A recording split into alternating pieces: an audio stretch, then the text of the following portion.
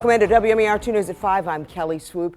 Before lawmakers head to Annapolis next year, they're already hearing the issues with the state's budget. The state's expected income cannot keep up with its spending over the next few years.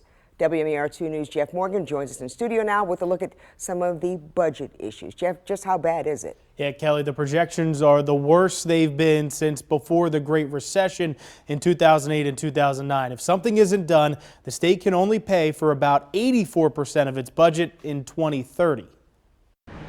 Tough decisions are in Maryland's future as the state navigates how to handle billions of dollars in budget shortfalls. The kind of overarching takeaway from today's meeting is that there's an enormous gap between the ongoing spending commitments the state has made and the ongoing revenues. Simply put, the state is spending more money than it's bringing in. Some of the biggest issues are a rise in Medicaid spending and the blueprint for Maryland's future. General Assembly has made a number of commitments in recent years, most notably the K-12 enhancements, or known as the blueprint, that continue to be rolled out, and they drive a lot of the growth in costs. In the last legislative session, the state increased fees on transportation and taxes on tobacco to balance the budget.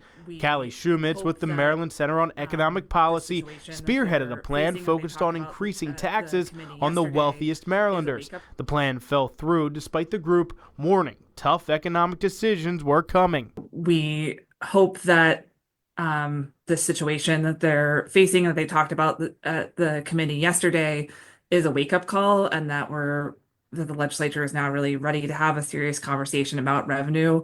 Our coalition really doesn't think that that Marylanders can afford to absorb those kind of cuts in services. Senator Justin Reedy has been against tax and fee increases, highlighting how the spending in Annapolis is unsustainable. It's a choice. It's been a choice that the General Assemblies have made and the Governor and General Assembly have made. We really, I think, need to get serious about examining everything we are doing in government to find ways to make our tax dollars go that we're being given by the people go further. To solve the issues, there are really only two things the state can do: cut funding to current programs or raise taxes and fees.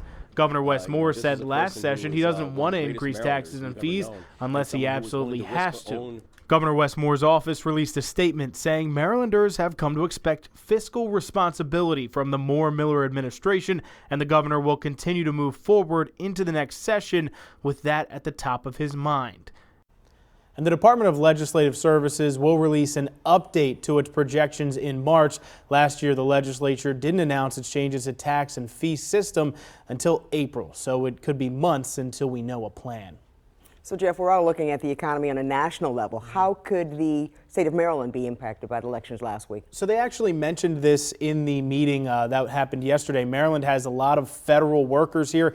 It's actually the largest employer in the state. There have been talks. Those headquarters could move away from D.C., and that could negatively impact the state's revenue, Kelly. All right, that's not good.